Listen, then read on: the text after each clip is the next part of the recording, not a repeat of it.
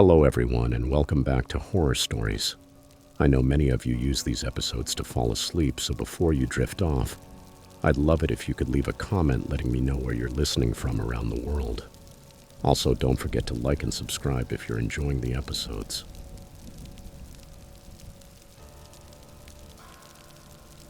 Story 1. The nightmare began 3 weeks ago, and since then it hasn't stopped. Every time I close my eyes, Tyler's image appears before me, just as I saw him at that last dinner, laughing out loud at some silly thing Kevin had said about the shrimp at the buffet. Back then, I was 26 years old and worked as an accounting assistant.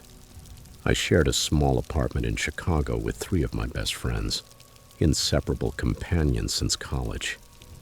We'd spent almost 2 years planning that Caribbean cruise, saving every dollar, requesting vacation time at work, the whole process.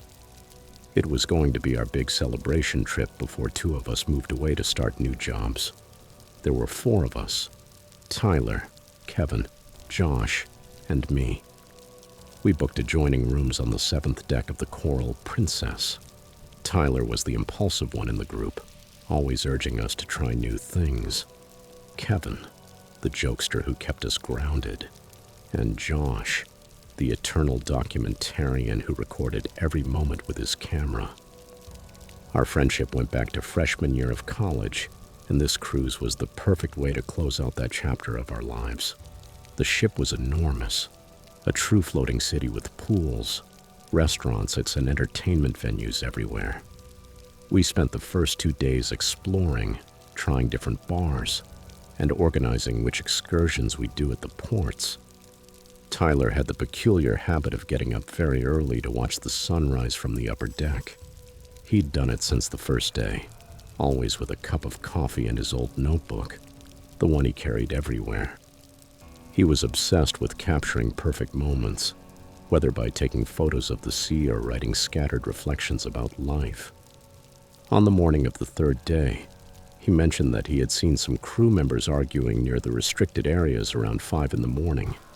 He told us about it laughing during the breakfast, saying they seemed to be talking about something serious, not routine ship matters. We laughed at the comment, but Tyler kept insisting throughout the day, asking if we'd noticed anything strange about some of the crew members. That same night, everything started to feel different. We had dinner in the main dining room, and Tyler seemed more alert than usual, constantly looking around, pointing out the employees he had seen during his early morning walks. He even started writing down their shifts and the moments they changed guard, something that seemed typical of his analytical mind when he got bored. During dessert, he leaned toward us and, in a low voice, told us he had overheard 2 housekeeping staff members speaking quickly in Spanish about another coworker. But when they realized he was watching, they abruptly switched to English and changed the subject. The way he described that scene, the sudden silence, the nervous looks, the hurried exit, made us stop talking for a few seconds. After that, we decided to go to the casino to clear our heads.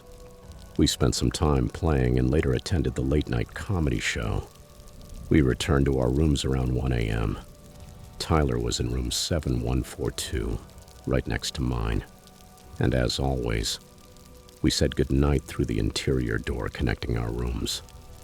I heard him moving around for about 20 minutes, opening and closing drawers, running water, going through his routine before bed. The last sound I remember was his television turning on with some late-night talk show. It wasn't unusual. He used to fall asleep with the TV on. That night the sea was particularly rough, and the rocking of the ship helped me fall asleep faster than usual. The knock on my door started at 6:47 in the morning. I know for sure because I half asleep looked at the digital clock, wondering why housekeeping would be so insistent so early. But it wasn't housekeeping. It was Kevin and Josh, their faces pale and both talking at the same time, out of their minds. They had gone to Tyler's room to surprise him with coffee and breakfast pastries, but they didn't find him. His bed was untouched. His notebook was open on the desk. with fresh notes from the night before. The balcony door was still open, and the curtains were whipping violently in the morning breeze. The coffee maker was set up for his 5 a.m. routine, but the timer never went off. We called security immediately, and within minutes the hallway filled with crew members. The head of security, a firm woman named Captain Martinez, took our statements with an efficiency that seemed rehearsed. She asked whether Tyler had been drinking, whether he suffered from depression, or whether he had a history of sleepwalking. Her questions sounded too mechanical, as if she had repeated them many times before. When we mentioned that Tyler had commented about arguments among the staff and his walks near restricted areas, her expression changed slightly. She became more rigid and explained, in a formal tone, that passengers sometimes misinterpret routine crew conversations, and that most likely Tyler had suffered a tragic accident during his morning walk. 2 hours later, the ship's loudspeaker made a grim announcement. They reported that a passenger had fallen overboard during the night, followed by a minute of silence. But there was something that deeply unsettled me. They never conducted a thorough search inside the ship. They didn't check cabin by cabin. They didn't make any announcement asking passengers to report if they had seen anything unusual. Instead, they activated the man overboard protocol immediately, scanning the ocean surface with binoculars and contacting the Coast Guard. When Josh asked them to review the security camera footage from the deck, Captain Martinez explained that those cameras were under maintenance. The excuse was too convenient, and her response too quick, as if she already had it prepared. That afternoon, the three of us sat in the main lounge trying to process what had happened, but what we overheard confirmed our suspicions. 2 crew members, one from maintenance and the other from guest services, were speaking in low voices at a nearby table, thinking we couldn't hear them over the ambient noise. The maintenance worker said something about the 3rd one this season, and that they needed to be more careful when selecting the right candidates. The guest services woman immediately cut him off, reminding him that management handled the paperwork and that his only job was to keep the schedule. When they noticed we were watching, both stood up abruptly and left in opposite directions. We spent the rest of the day investigating on our own, discreetly asking other passengers if they had noticed anything strange. An elderly couple from Texas told us they had heard an argument on the upper deck around 2 a.m., but when they stepped onto their balcony, they only saw crew members cleaning equipment. A woman traveling alone said she had seen someone being escorted through the service corridors the night before, though she assumed it was a drunk passenger being helped back to his room. Every account we heard reinforced the idea that unusual nighttime activity was happening on board. Whenever we tried to ask employees more specific questions about procedures, their answers became inconsistent and confusing. The tension reached its limit on the last night of the cruise. Josh had been documenting everything on his phone, photos, notes, and recorded conversations. He planned to give it all to the authorities once we reached land. Around 11 p.m., someone knocked on his door. 2 crew members introduced themselves, saying they needed to inspect his room due to a supposed report of technical issues. They were polite but insistent, and when Josh refused, they showed an official document about mandatory safety inspections. During the inspection, his phone mysteriously disappeared from the nightstand. They found nothing out of place and left after 20 minutes, but the device and all the evidence had vanished. Later, Captain Martinez assured him that phones sometimes get lost during bad weather, and she offered to help him fill out a lost and found report. We disembarked the next morning with a mix of sadness and helplessness, knowing we would never get real answers about what happened to Tyler. 2 weeks later, the cruise line sent us a formal letter expressing their condolences and stating that the investigation had concluded. Tyler supposedly fell overboard accidentally during his morning routine. They included a check as compensation and a document requesting our signatures to confirm that we accepted the results of their thorough investigation. None of us signed it. Kevin contacted a maritime lawyer specializing in disappearances on cruise ships, and we discovered Tyler hadn't been the first. In the last 3 years, at least 6 passengers had disappeared on the same ship. All the cases were classified as accidents, and they all had something in common. The victims had asked too many questions or had explored restricted areas. The lawyer is still gathering evidence, but the company has powerful legal teams, and most incidents happen in international waters, where jurisdiction becomes unclear. I think about Tyler every day. I wonder if he uncovered something that made him a threat to them, and whether someday we'll learn the truth about what really happened that night.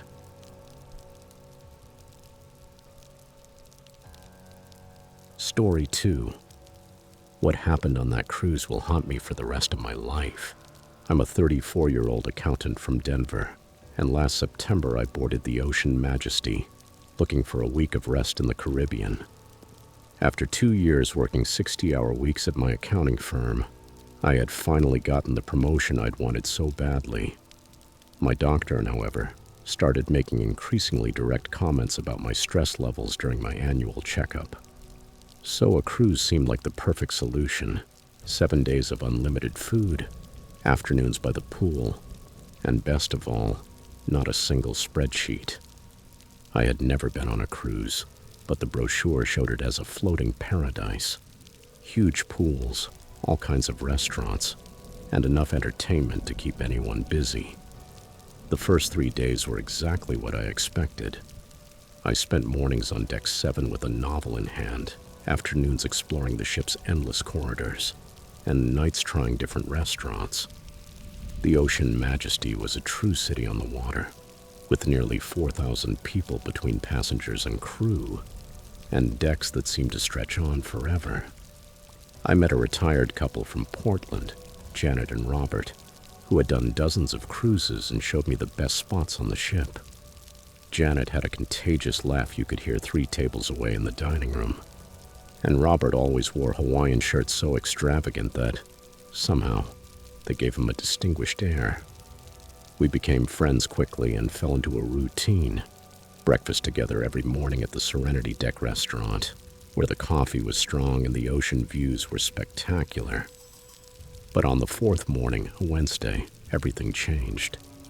I woke up around 6:30 a.m. with a strange feeling. The ship's movement felt different. Not the gentle rocking I had gotten used to, but something more irregular, like sharp jolts. The engines also sounded odd, as if they were straining more than usual. I assumed we were going through bad weather. However, like when I pulled back the balcony curtains, the sea looked calm. The morning sun formed a golden path over the water, and in the distance I could make out several ships. Unusual, since during the previous 3 days we had been practically alone on the open sea. I got dressed and went to meet Janet and Robert, thinking they might know something about the ship's strange behavior. When I arrived at the restaurant, the atmosphere was tense. Conversations were hushed, and several crew members were gathered near the coffee station, speaking urgently. Janet and Robert were at our usual table, but they no longer had their usual good humor. Robert, in a bright orange Hawaiian shirt decorated with palm trees, looked pale despite his tan. Janet wasn't laughing. She held her cup with both hands, staring out the window toward the distant ships. As soon as I sat down, she leaned toward me and whispered that she had heard unsettling rumors among the passengers. They said the cruise had changed its route overnight, and some crew members seemed genuinely worried about where we were headed. Around 9 a.m., the ship's intercom came to life with Captain Harrison's voice. It had a serious, authoritative tone, normally used to announce themed dinners or shows, but this time it sounded tense. He reported that, due to navigation adjustments, all passengers had to return to their cabins immediately and remain there until further notice. No explanations, no estimated time, just a direct order that froze the dining room air. The crew members who had been murmuring moved quickly, guiding passengers firmly but politely toward the elevators. I saw families gathering their things, worry written across their faces. A little girl, about 6 years old, kept asking why they couldn't go to the pool, and her mother only answered, "Soon, sweetheart," in a tone that sounded more like fear than certainty. The walk back to my room was like a funeral procession.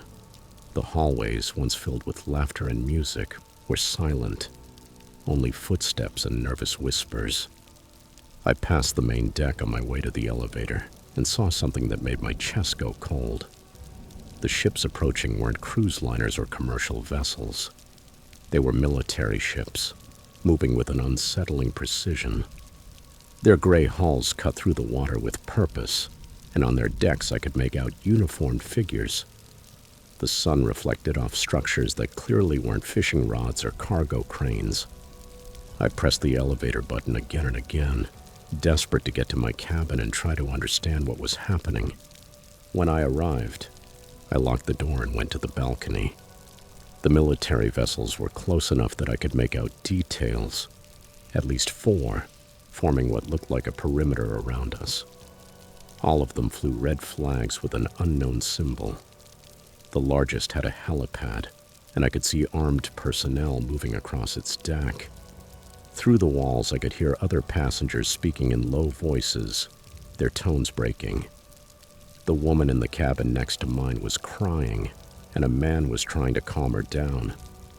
The ship's engines had almost completely stopped. We were barely drifting, surrounded by those vessels that seemed to be watching us as if we were a trophy.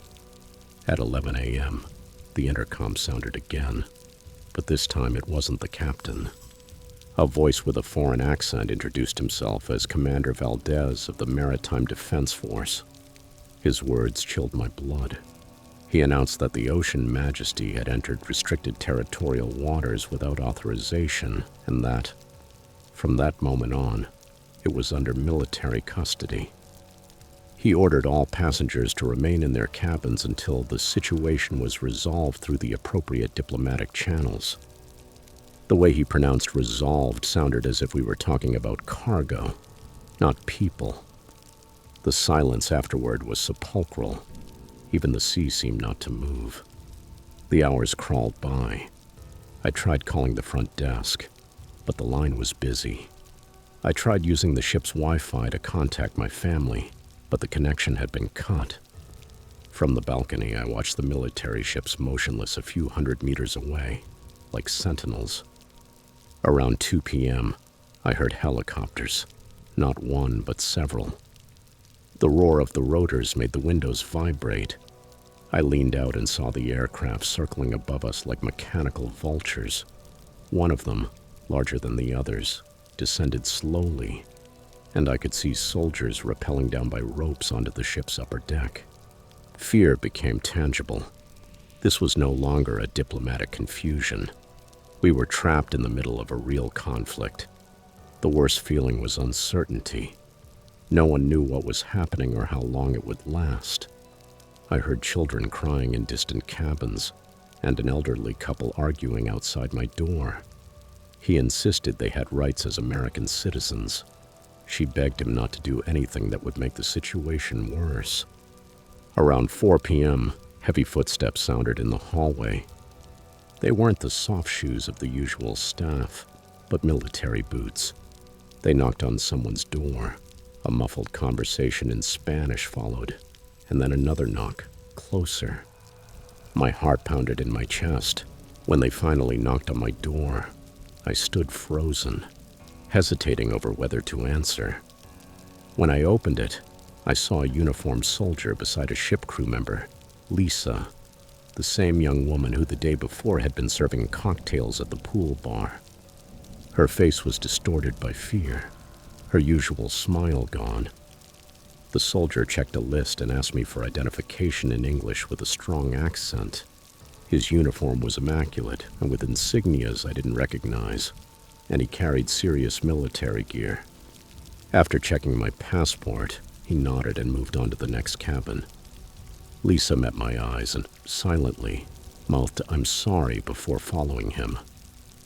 That brief gesture made everything more real. Seeing someone I had laughed with now turned into a trembling guide for foreign soldiers was devastating. At 7 p.m., Captain Harrison's voice returned to the loudspeaker, but it wasn't the same anymore. The firm, charismatic tone had been replaced by a defeated one. He admitted that the ship had entered disputed waters due to navigation errors and that diplomatic negotiations were underway. He assured us that passenger safety was his top priority and asked us to remain calm. But then he said something that paralyzed me. He mentioned that the ship's original route had been modified to optimize fuel consumption, and that decision had led us into the current situation. That's when I understood. Someone had decided to save money, and because of that, 4,000 people were trapped in the middle of an international conflict. The tension lasted all night.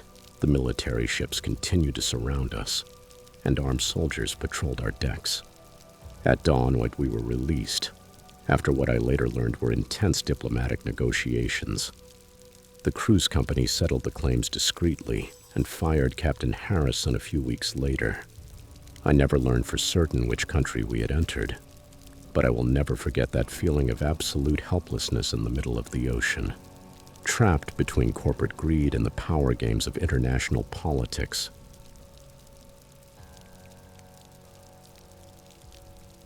Story 3. Working as a pharmaceutical sales representative meant traveling constantly, but this Mediterranean cruise was supposed to be different. It was my first real vacation in 3 years. At 28, I felt like I'd been running on autopilot for months, closing deals, sleeping in Midwestern hotels, and surviving on coffee and meetings. The cruise was my birthday gift to myself. 7 days of total disconnection from spreadsheets and business calls. I chose the Celestial Horizon precisely because of its reputation for fine dining and unmatched luxury. The ship was gigantic, with capacity for nearly 4,000 passengers, yet it managed to feel intimate, with its marble lobbies and crystal chandeliers that caught the Mediterranean light in dazzling flashes. Everything started to go wrong on the third day at sea, right after departing the port of Barcelona. That night I had a highly anticipated reservation at the Palazzo Nero, the most exclusive restaurant on Deck 12. The dinner had cost me an additional $200, but the reviews promised an unforgettable culinary experience. The maitre d', a tall man with silver hair and an Italian accent, led me to a table by the panoramic window, with a perfect view of the endless sea. The atmosphere was flawless, soft jazz in the background, candles on white tablecloths, and the gentle sway of the ship creating an almost hypnotic rhythm. I ordered the chef's tasting menu, 7 courses paired with wines whose names I didn't even recognize, but I trusted the sommelier's recommendations. Everything seemed perfect, from the amuse-bouche to the final dessert. A delicate panna cotta that melted in my mouth like liquid silk. The first symptoms appeared around 2 a.m. I woke up with what I assumed was seasickness from the motion, mild nausea and a headache. But as I lay in the dark, listening to the constant hum of the engines beneath my cabin, I realized it was something different. The discomfort came in waves, accompanied by sharp cramps that made me curl up on the bed. I had been on cruises before, but I had never felt anything so violent. The room spun faster than the ship itself, and cold sweat covered my forehead. I barely made it to the bathroom, just in time to vomit with brutal force. The taste was metallic, bitter, nothing like the exquisite dinner from hours earlier. Between heaves, I could hear similar sounds coming from neighboring cabins, groans, footsteps, and the unmistakable noise of other people vomiting. The next morning, the infirmary was overwhelmed. I dressed with difficulty and went down to Deck 5, where an endless line of pale, trembling passengers stretched down the hallway. The ship's doctor, a middle-aged woman with kind eyes but a worried face, moved from one patient to the next with increasing urgency. I heard her quietly tell a nurse that the number of cases was unusually high. Nearly 60 passengers had shown the same symptoms overnight. The strange part was the pattern. Everyone who got sick had eaten at the Palazzo Nero. The other restaurants, the buffet, the grill, even the casual pizzeria didn't have a single affected person. I waited nearly 2 hours, watching more staggering people arrive, some so weak they needed help walking. The staff insisted it was just a stomach virus, something common on cruises, but their nervous looks and the whispers between them revealed a different story. Over the next 24 hours, the situation worsened dramatically. What started as severe food poisoning turned into something far more sinister. 3 passengers, an elderly couple from Ohio, and a young mother traveling with her teenage daughter, were moved to the ship's intensive care unit. Their symptoms were no longer simple vomiting or dehydration. They were suffering arrhythmias, muscle spasms, and severe neurological complications.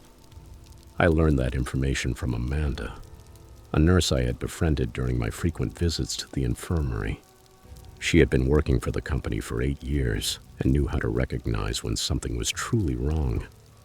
One night, while we talked in a corner of the hallway, she confessed in a low voice that the blood tests were showing abnormal toxin levels, something that didn't match any typical case of food poisoning.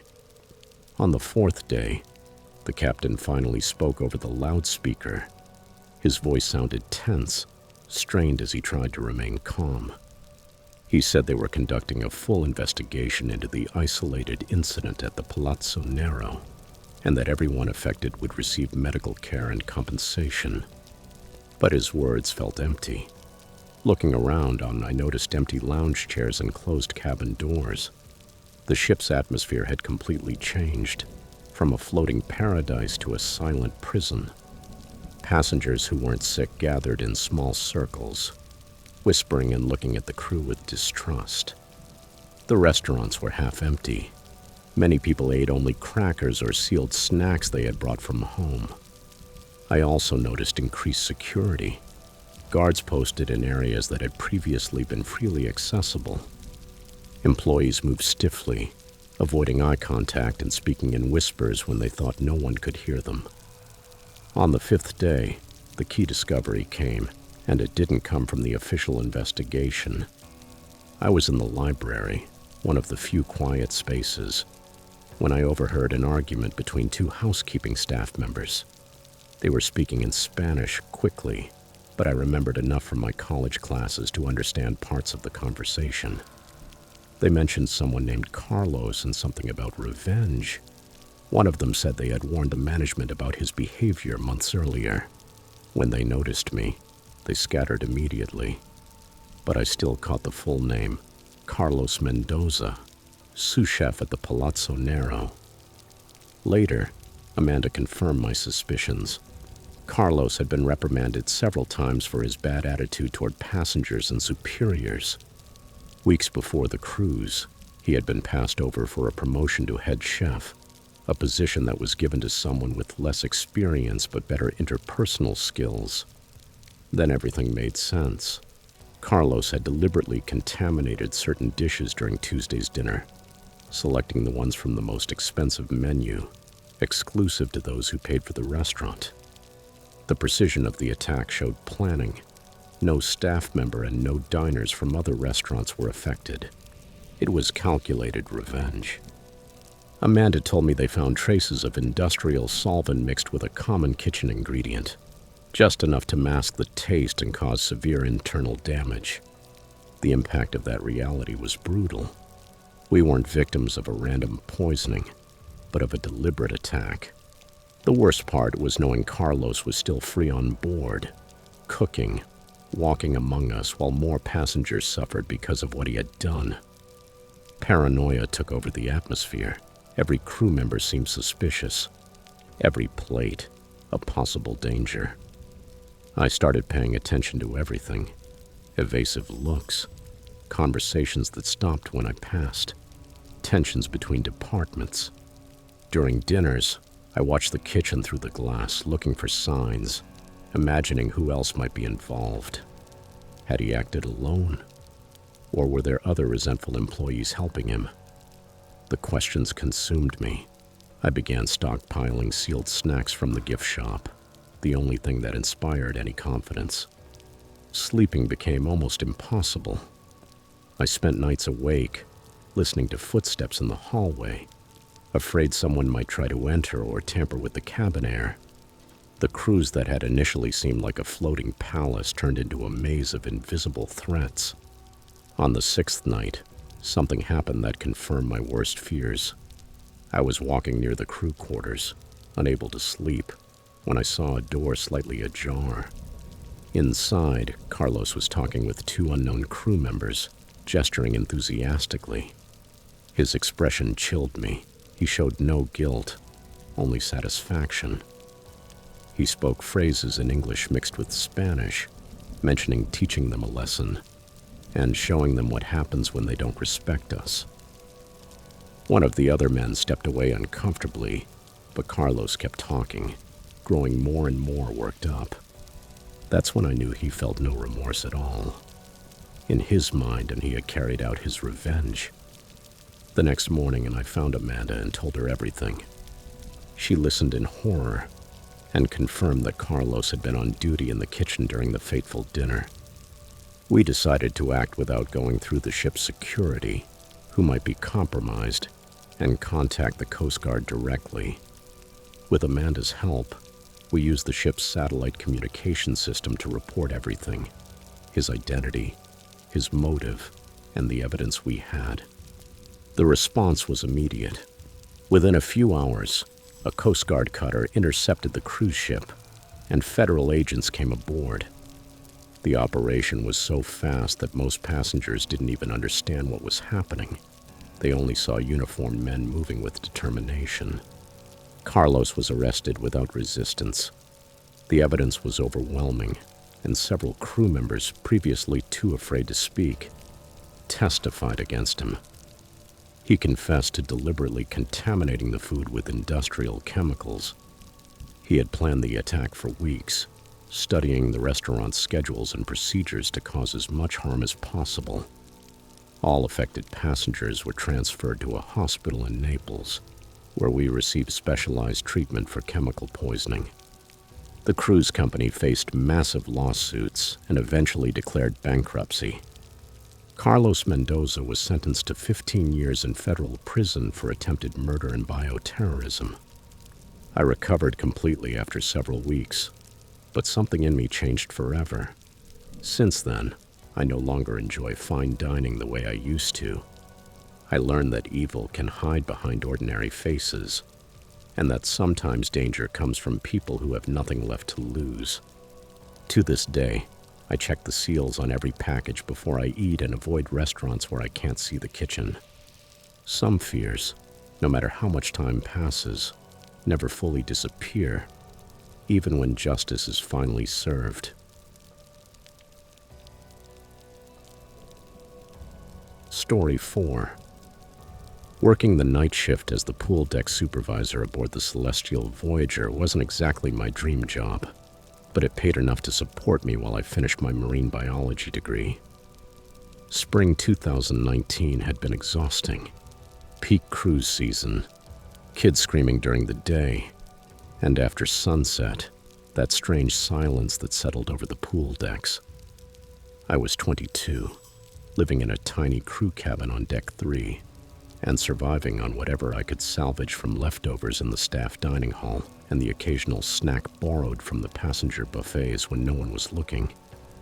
Most nights, I spent my shift reading study notes under the dim deck lights, and every so often I'd do a round to check equipment or shoo off a passenger trying to sneak in for a midnight swim. The pools were strictly off limits after 11 p.m.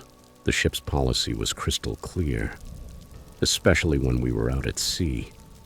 What made the job bearable was the solitude. During those quiet hours, from midnight to 6 a.m., I had the entire aquatic complex to myself. The main pool, the kids' splash area, the hot tubs, and the Olympic lap pool reserved for serious swimmers in the morning aqua gym classes. The silence was almost therapeutic after the chaos of families and drunk passengers during the day. My command post was a lounge chair beside the main pool, books open on a side table and a thermos of coffee that lasted me all night.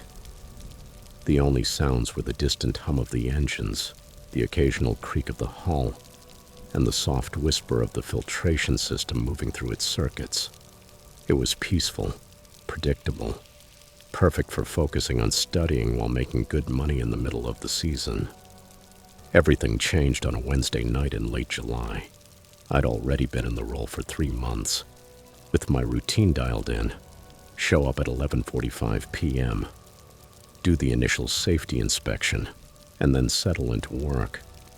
That week the weather had been ideal, and the deck still held the day's warmth even after sunset. I remember getting comfortable with my organic chemistry manual, while the underwater lighting painted the water with its usual blue glow. The ship had been especially crowded. You could tell from the scattered toys and the slightly high chlorine that maintenance had to readjust after the heavy use. But by nearly 1 a.m., the place was deserted, as always. I was focused on a chapter about molecular structures when I heard it. A crisp splash coming from the lap pool. The sound cut through the engine rhythm like a knife. At first, I thought it might be one of the robotic pool cleaners bumping the wall because of the ship's rocking. Those machines sometimes seemed like they had a mind of their own, and maintenance spent all day adjusting their programming so they wouldn't get stuck in corners or make too much noise. But it sounded again. And then, immediately, there was something unmistakable. Someone gasping for air. That sound froze my blood.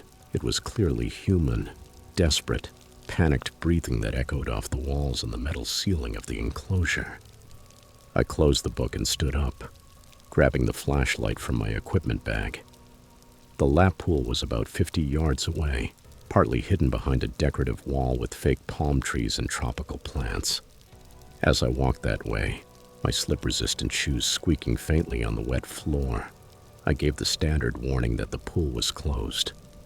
No one answered, only the splashing continued, and those terrible gasps that seemed to bounce through the hull. When I turned the corner and aimed the beam at the pool, my heart nearly stopped. There was no one in the water, no person in sight, no cleaner running, nothing to explain the sounds I was hearing so clearly. But the water was moving, violent ripples spreading across the surface as if someone were struggling in the deep end. Even though the sea was calm and the ship held a steady course, the gasps grew louder, more frantic, and they seemed to come from directly above that invisible whirlpool. I stood there, an eternity compressed into seconds, sweeping the flashlight over every part of the pool, checking behind the starting blocks, scanning the perimeter for any intruder. The sounds continued for maybe 30 more seconds, until, suddenly, they stopped, and the water went flat again like a mirror. The silence afterward was deafening. Even the usual murmur of the engines seemed to dim, as if the whole ship were holding its breath. I spent the next hour thoroughly inspecting the entire complex, every hiding place, every maintenance room, every corner where someone could have concealed themselves. I even called security to report a possible intruder. When Officer Brennan arrived, I had nothing to show him but my own paranoia. He walked the perimeter with me, checked the locked doors, and verified that all the cameras were working. The footage from that night would later show me walking with a flashlight, aiming it at an empty pool and talking to nothing. Brennan was professional, but I could see the skepticism when he suggested the sounds might have come from pools on lower decks, or that it could have been the hull settling on the waves. I knew what I had heard. It came from our lap pool, and it wasn't normal. Too human, too desperate, too real to blame on ship noises or my imagination. The following nights passed without incident, but I couldn't get those gasps out of my head. I caught myself glancing toward the pool, flinching at every filter noise or every creak of the hull cutting through the swell. I tried to convince myself it was stress from final exams, maybe too much caffeine, but deep down I knew it wasn't. About a week later, I was talking with Nancy, one of the daytime shift supervisors, during the handoff. She was a veteran with almost 15 years on cruise ships. She knew every piece of gossip and every story in the fleet. When I casually mentioned the strange sounds I'd been hearing at night, her expression changed completely. She looked around to make sure no one could hear and pulled me aside by the equipment storage room. Then she told me what had happened during a voyage in spring 2017, something completely erased from the official records. Two young guys, college students on their first onboard contract, drowned in that same lap pool during what was supposedly harmless hazing. Their names were Benjamin and Nathan, both 19, both from small towns in the Midwest, with no prior cruise experience. According to Nancy, a group of off-duty crew members had drunk too much on a sea day and decided to initiate the rookies with a twisted swimming challenge. The details were hazy, but apparently they tied weights to their ankles and made them swim laps while the others timed them and shouted encouragement from the deck. What started as stupidity ended in tragedy when both of them went under and never came back up. The others were too drunk and panicked to respond properly, and by the time they finally pulled the bodies out, it was too late. The cruise line's legal team acted quickly, payments to the families, threats of lawsuits, and they made sure the incident didn't appear in any official report or in the press. Nancy's voice was barely a thread when she finished the story, her eyes anxious, as if she expected someone from management to show up and shut her up. She said several crew members quit immediately afterward, unable to live with the guilt and the cover-up. The ones directly involved were quietly transferred to other ships or fired with generous severance and non-disclosure agreements. They even completely drained the pool, scrubbed it, and refilled it with new water at the next port. Nancy suspected it was meant to erase evidence more than to ensure cleanliness. What haunted her most was that Benjamin and Nathan were good swimmers. Benjamin had been on his high school swim team, and Nathan had worked as a lifeguard at a community pool.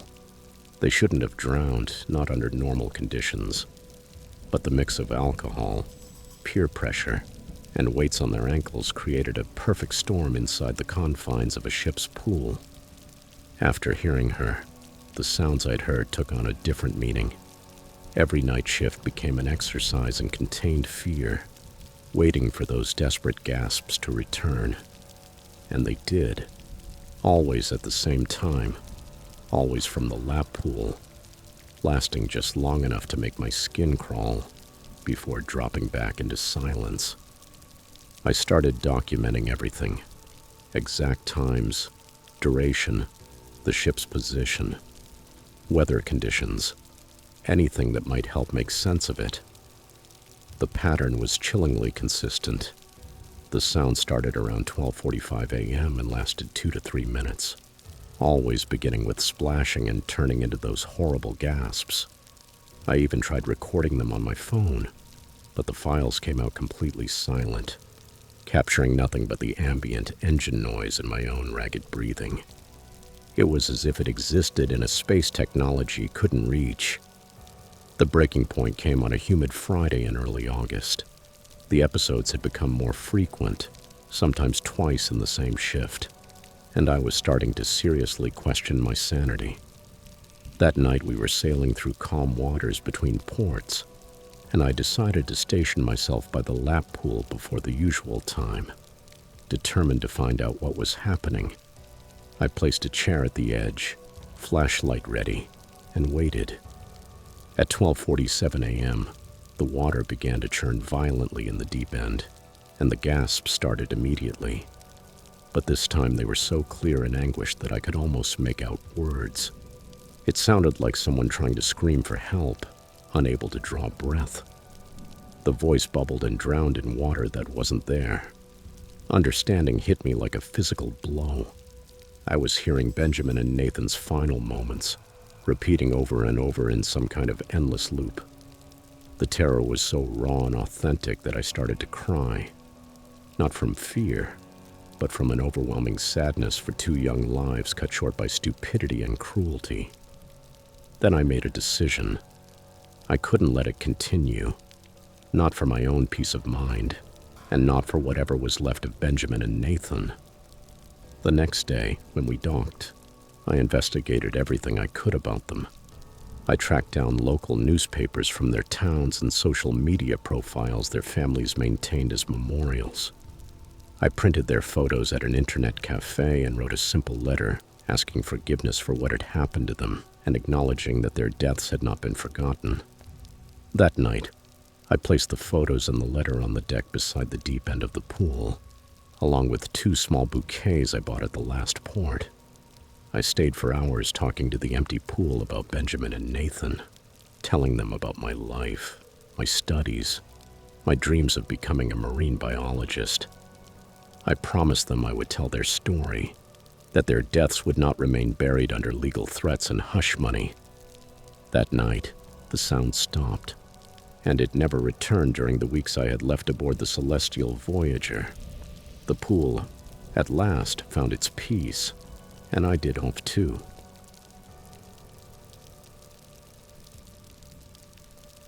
Story 5. I booked the cruise as a way to reset after a complicated year. My sister had moved to the other side of the country. I was between jobs, and everything felt stuck. A friend convinced me that a week at sea might help clear my head, so I took advantage of a deal on a mid-sized cruise line that sailed out of Galveston. The ship wasn't huge, more of a mid-range option. No water slides or zip lines, but all the basic amenities: a pool deck, dining room, a casino, and several bars spread across the levels. I was traveling alone, planning to spend the time reading, writing in my journal, and hopefully out chatting with strangers. I wasn't expecting anything out of the ordinary, and definitely not something like what happened. By the second day, I'd found a pleasant routine. Mornings were for walking the upper decks with a cup of coffee, afternoons for relaxing by the pool, and nights for getting lost in the lounge at the back, near the stern. The place had dim lighting, soft jazz, and a calm vibe that hooked me from the first moment. That's where I met Ellis, the bartender. Everyone seemed to know who he was. He had that kind of natural charisma you see in someone who spent years behind a bar. Friendly, confident, never fake. He remembered names, everyone's drink, and had a gift for making you feel welcome without trying.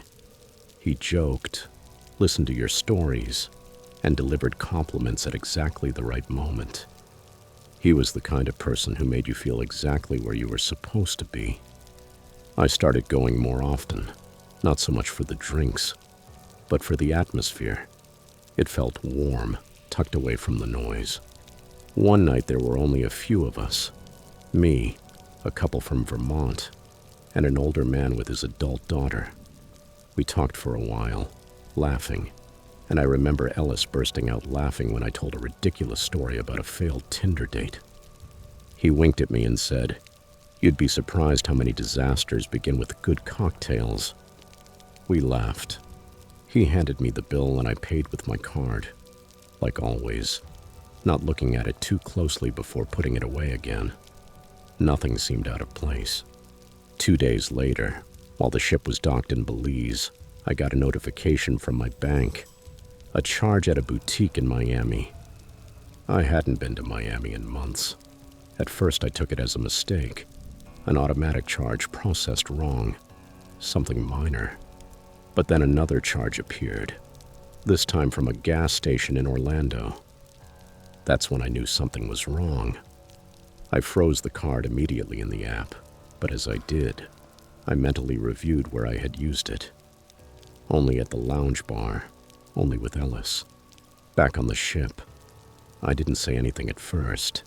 I didn't want to accuse anyone without proof.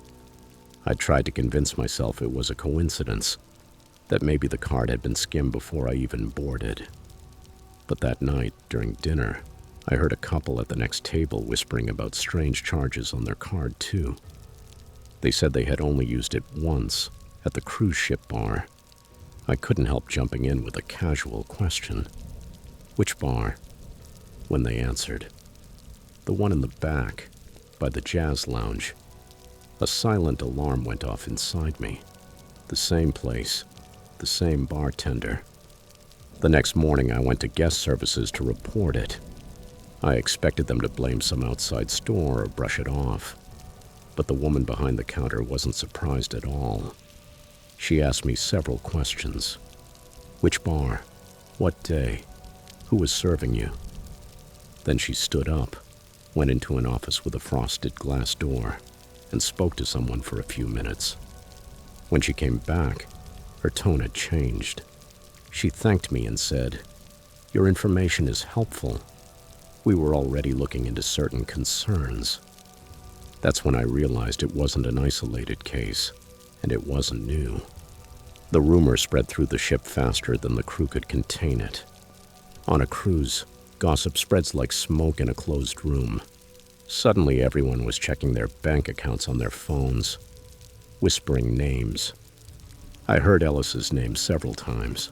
A woman on deck 6 said her husband had seen him holding a phone a little too long while handling his card.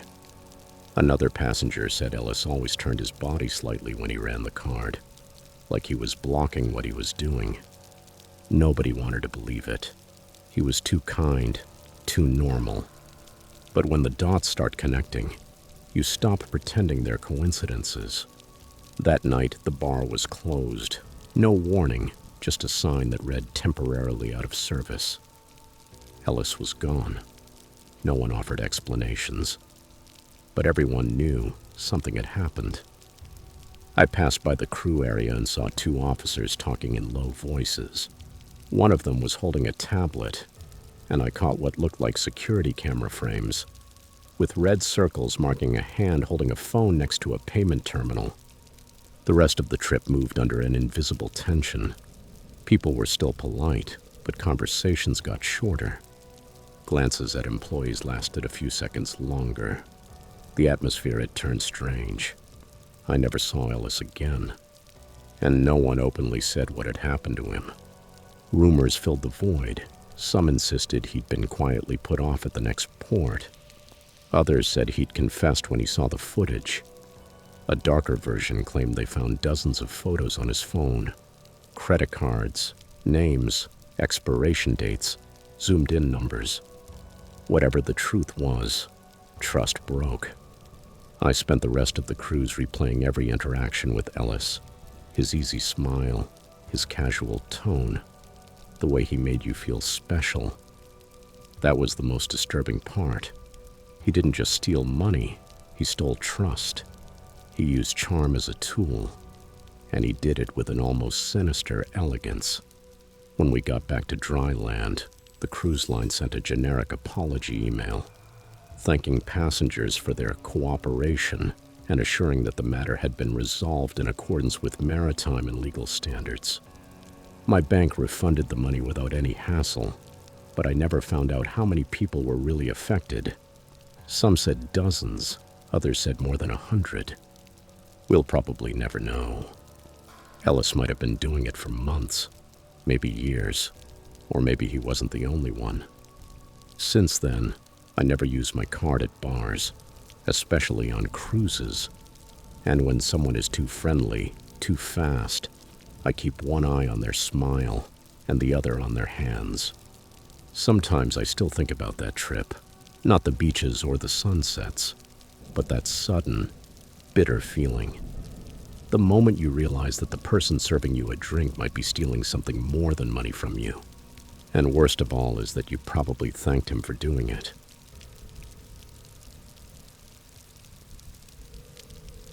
Story 6.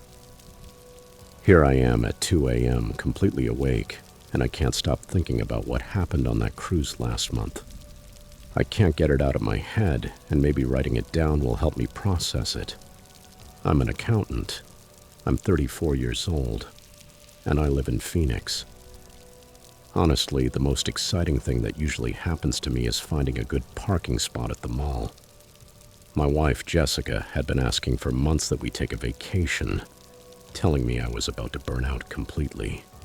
She wasn't wrong. I'd spent 3 months working 12-hour days because of tax season. When she found a deal online for a 7-day Caribbean cruise, I thought, why not? It was November, a perfect time to escape the heat back home and disconnect. The ship was called the Royal Horizon, one of those giant floating cities with pools, restaurants, and enough entertainment to keep thousands of people busy. Jessica was thrilled. She planned the entire itinerary before we even boarded. The first 3 days were exactly what I needed. For the first time in months, I stopped thinking about spreadsheets and deadlines. We overate at the buffet. Jessica dragged me to dance classes, and I even worked up the courage to try the rock climbing wall. The weather was perfect. The ocean was an incredible blue I'd never seen before, and for once I felt like I could breathe. Our cabin was on deck 8, starboard side, with a small balcony where we sat every afternoon to watch the sunset. The crew was friendly, always smiling and asking if we needed anything. Everything was going as planned, and I remember thinking maybe Jessica was right. I needed to take more breaks from work. The ship had a comforting routine that made everything feel predictable and safe. Meals at fixed times, activities scheduled down to the minute, and that gentle sway that made me sleep better than I had in years. It was Wednesday morning when everything started to get weird. I woke up early around 6 a.m. because I'd picked up the habit of walking the deck before the crowds showed up. The sunrise over the sea was worth it. Well, while I was doing my usual loop on deck 7, I heard voices coming from below. Angry voices in whispers, nothing like the cheerful chatter of the crew. I leaned on the railing and made out at least 4 people arguing in a mix of English and Spanish. One voice kept repeating, "It can't be. It can't be." My high school Spanish was enough to understand that. Another voice, clearly American, said something about keeping it quiet until we docked. The urgency in those voices stopped me cold. These weren't the same employees who had served us drinks or made towel animals over the last 3 days. Those voices carried a tension that sliced through the morning air like a knife. What truly unsettled me was hearing footsteps, many of them, moving quickly over the metal floors below. Equipment being dragged, heavy things shifting, and sounds of hammering or banging. The echo traveled up through the ship's structure in a way that made me realize this wasn't normal maintenance. I already knew the usual noises, the hum of the engines, the whisper of the air conditioning, the distant clatter of dishes from the kitchen. This was different. Urgent activity, almost frantic in areas passengers couldn't access. I tried to look down, but from where I was, I couldn't see anything. Suddenly, the voices went quiet, as if someone had noticed my presence above. That abrupt silence felt more disturbing than the noise. I waited a few minutes. It seemed the activity had moved deeper into the ship, out of my hearing. At breakfast, I told Jessica what I'd heard, but she laughed, saying they were probably dealing with maintenance or preparing some surprise. Her optimism was contagious and almost convinced me, until I noticed something odd while we ate. 3 crew members I'd never seen before walked through the dining room. They weren't serving food or cleaning. They were watching people. They wore the same uniforms, but their name badges didn't have cheerful labels like Antonio, Cruise Director, or Maria, Guest Services. Instead, they read staff in black letters. They moved with purpose, scanning faces and taking notes in small notebooks. One of them, tall with a neck tattoo peeking out above his collar, stared at our table longer than was comfortable. When I met his eyes, he didn't smile or nod like the others usually did. He held the gaze until his superior tapped his shoulder and directed him to another section of the dining room. The strangest part was when Jessica got up for more coffee from the buffet. The tattooed guy went straight to our spot and seemed to examine her plate, the napkin, even the chair. He did it discreetly, pretending to wipe the adjacent table, but it was obvious he was checking our space. When she came back, Jessica was talking with another passenger, Helen from Michigan, who was traveling with her sister. Helen was excitedly saying that earlier, on deck 3, she had seen the crew doing something mysterious. They had cordoned off an entire section with yellow tape and only allowed certain employees through. Helen's sister, Margaret, rolled her eyes and said Helen watched too many crime shows, but I could tell Helen was genuinely uneasy. Knowing someone else had noticed unusual activity made my stomach knot. By Thursday afternoon, the atmosphere on the ship had completely changed. A rumor was spreading among passengers that something was going on the lower decks. People whispered in the corridors, gathered in small groups, and shared theories about what they'd seen or heard. The crew's behavior changed too. They were still friendly, but there was an underlying tension in every interaction. When I asked our cabin steward, Paolo, about the closed areas, his face went pale, and he said management had instructed them not to discuss operational matters with guests. He looked scared, and that made it clear to me this wasn't routine maintenance. The ship's daily bulletin, normally full of cheerful updates about activities and the weather, now included a notice about heightened security protocols and asked passengers to report any unusual observations to guest services. That created a climate of paranoia. Everyone started watching each other. To make things worse, we were supposed to dock in Cozumel the next morning, but that afternoon they announced a delay of several hours due to scheduling conflicts at the port. The captain's voice over the intercom had a forced cheerfulness that didn't fit. He stressed that we should enjoy the extra time at sea and the ship's amenities, but you could hear the strain underneath. That night at dinner, we saw several passengers arguing with guest services. One couple demanded to know why their friend's cabin had been searched that afternoon. Another family was upset because their teenage son had been questioned about where he'd been that morning. The staff apologized and repeated that these were standard procedures, but their explanations were vague and unsatisfying. The dining room, which days earlier had been buzzing with laughter and conversation, now felt tense and muted. People ate quickly and left, instead of lingering for dessert and drinks. Friday morning was the moment everything became clear. I woke up early and, stepping out onto the deck, saw something that made my pulse spike. 3 Coast Guard boats approaching, their lights on even in full daylight. Within less than an hour, uniformed officers boarded, and the captain made an announcement that stripped away any remaining illusion of normalcy. He said federal authorities would be conducting a routine inspection, and that everyone needed to remain calm and fully cooperate. No one bought the word routine. You don't need 3 patrol boats for an ordinary check. Jessica gripped my arm so hard I thought she'd leave marks. In her eyes I saw the same fear I felt. The officers spread through the ship methodically. Within minutes, they were knocking on doors, checking IDs, and asking passengers about their activities over the past few days. When they reached our cabin, the officer was professional but thorough. Where we'd been, what we'd seen, whether we'd noticed strange behavior from crew or passengers.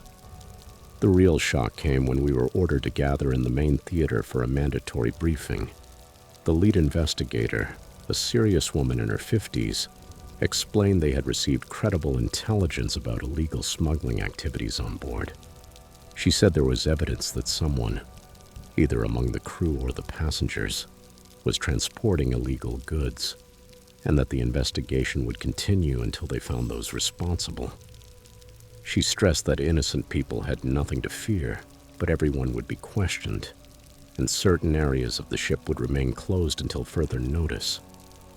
The room fell silent, except for the creak of seats and an occasional nervous cough. I looked around. Faces showed the same mix of fear and disbelief I felt. This wasn't supposed to happen on vacation. This was the kind of thing you read about in the news, not something you live through when you're trying to relax and forget your problems. The next hours were a nightmare of waiting and uncertainty. They split us into groups and questioned us, one by one, in conference rooms turned into makeshift interrogation spaces.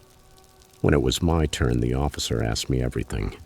The voices on Wednesday morning, the strange crew members, what Helen had said about the taped-off areas. I told him every detail I could remember, feeling like I was betraying people even though I was only trying to help.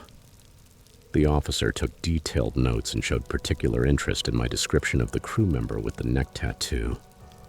After what felt like an eternity, I was sent back to the common areas, but the atmosphere was different now. People avoided eye contact, whispered in corners, and acted as if everyone were a suspect. The investigation continued for a full day more. Agents searched storage areas, crew quarters, and even passenger luggage, using dogs and specialized equipment. Finally, on Saturday afternoon, they made arrests. It wasn't any passenger, but 3 crew members, including the tattooed one who had been watching us in the dining room.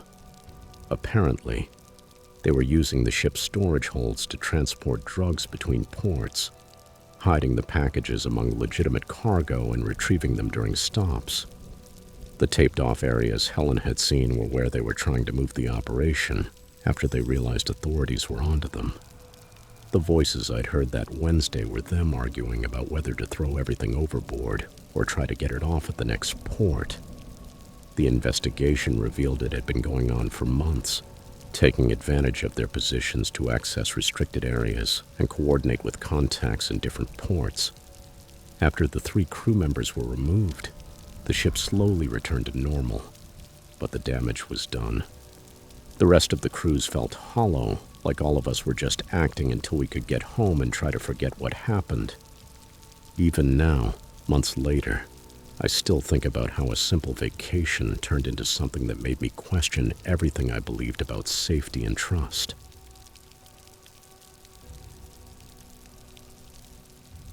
Story 7. I had saved for more than a year to book that cruise.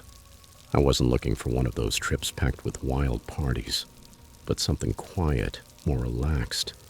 It was a mid-range cruise line with families, older couples, and a few solo travelers like me. I'm a history teacher at a high school in New Hampshire, and this trip was supposed to be my breather, my chance to completely disconnect. The first days were perfect. Calm seas, decent food, and a lovely older couple, Martin and Evelyn, who sat with me at dinner and reminded me of my aunt and uncle. But on the morning of the 4th day, the ship changed course. There was no immediate announcement, just rumors that started spreading. Someone had fainted near the pool. I saw a stretcher being hurried past the buffet. People murmured words like stroke or heart attack. At noon, the captain finally spoke over the loudspeakers. We would make a brief, unplanned stop to provide medical care to a passenger. We docked at a port I had never heard named. It didn't look like a tourist destination, but like a supply station. A long, narrow pier connected to a few buildings worn down by sun and salt. There were no signs, no colorful markets, no guides offering excursions. Just heavy, humid air and an unforgiving sun. Around 2 p.m., the crew announced we could disembark for a couple of hours while the medical transfer happened, as long as we stayed in the designated area. Most people preferred to stay on board, but a few of us, part bored, part curious, went down. I was among them, along with a small group, some elderly passengers, 2 teenagers, and a man I'd already spoken with that week, Brandon. He looked to be in his early 30s, wearing cargo pants and an Arizona Cardinals cap. He was quiet, but with a genuine friendliness. We walked around the port area, which had that hollow feeling, like the place wasn't prepared to receive visitors. A woman sold water bottles and gum from a portable cooler, and one of the buildings had a small bar with no music, just a dusty fan turning slowly on the ceiling. I sat with Brandon on a bench at the edge of the pier. We talked for a while. He told me he was traveling alone, trying to get over a breakup, and joked that he didn't know if the sea air was helping or making him feel lonelier. Around 4 p.m., a crew member began calling people with a megaphone, asking us to return to the ship. We all started heading back. I remember Brandon clearly, walking in front of me, half listening to one of the teenagers. He boarded just before I did. We even nodded at each other in a quick gesture before he disappeared into the crowd. That night, dinner was strange. Martin and Evelyn kept looking at an empty chair at the table. Martin leaned toward me and asked, "Wasn't Brandon going to sit here?" I figured he was running late, but an hour passed and he never showed up. I didn't worry too much. Plenty of people skipped dinner to eat at the buffet or rest. The next morning, however, the ship was full of murmurs. Someone said their cabin door had been left ajar. Another insisted a steward had gone in and found nothing inside. No clothes, no suitcase, nothing. Shortly before lunch, a woman in the atrium started raising her voice. She said she had seen Brandon return to the ship. Not just her. 3 other people backed her up. They described the same red cap, the same gray backpack.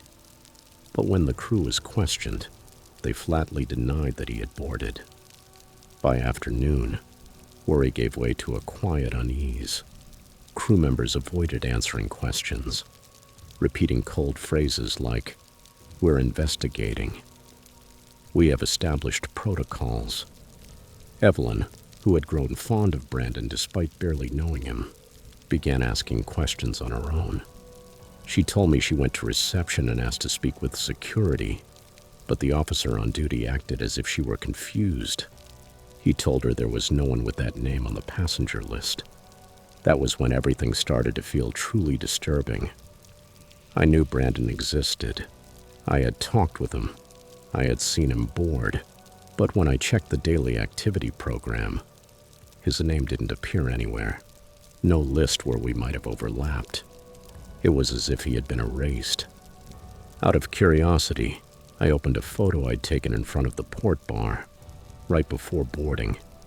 I remembered Brandon was beside me at that moment.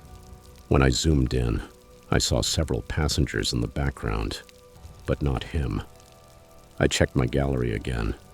Not a single photo where he appeared, not even the selfie I'd taken with him sitting next to me.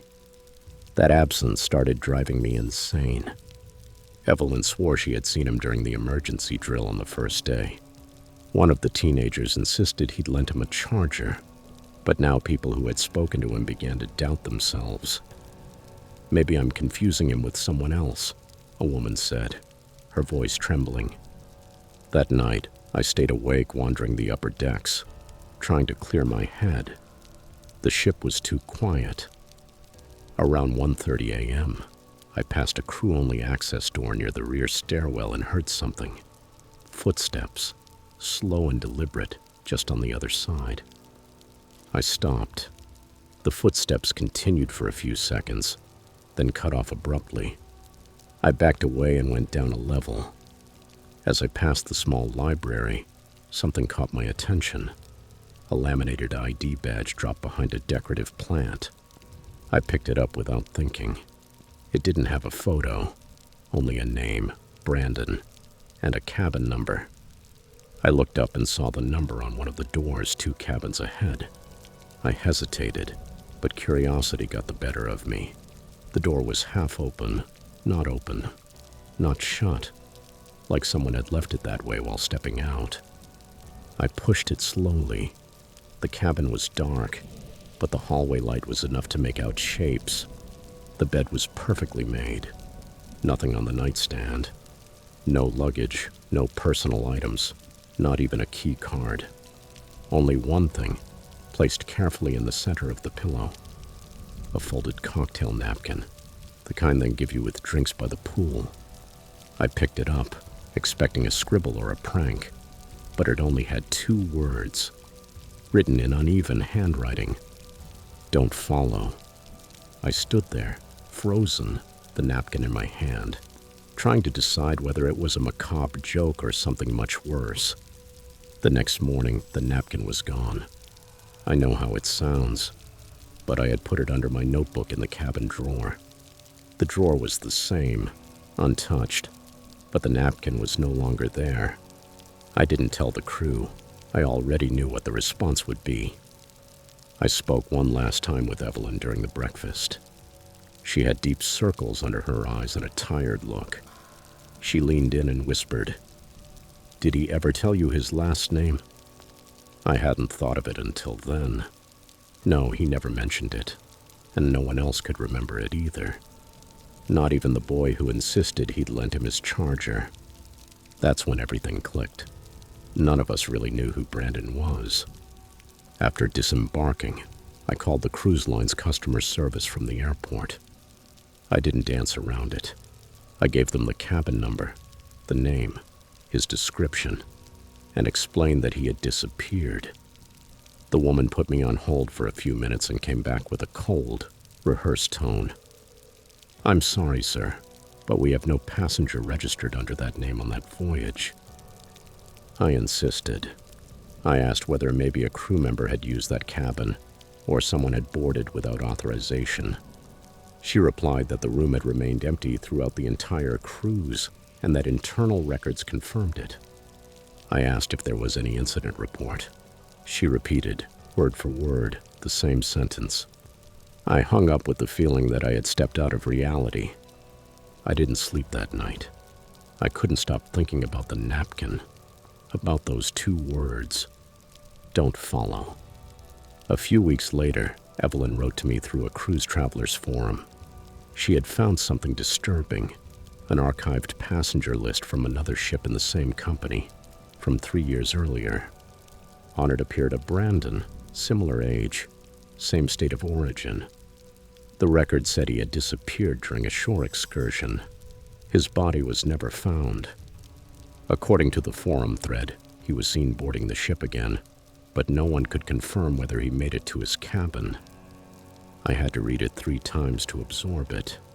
The name, the age, the details, too specific to be a coincidence. And yet, the case was never publicly discussed. No news, no statement from the company. To this day, I don't know whether Brandon was real or whether we met something that shouldn't have been there. But I know what I saw. I know we talked. I remember his red cap, his calm voice, the way he looked at the sea like he didn't want to go back. Since then, I only take vacations on land. And I don't talk about this unless I'm sure the person will believe me. Sometimes Evelyn and I still write to each other. Every so often, she sends me screenshots of posts in cruise groups where someone mentions a quiet man in a red cap who disappeared halfway through the trip. And every time, the name is the same, Brandon.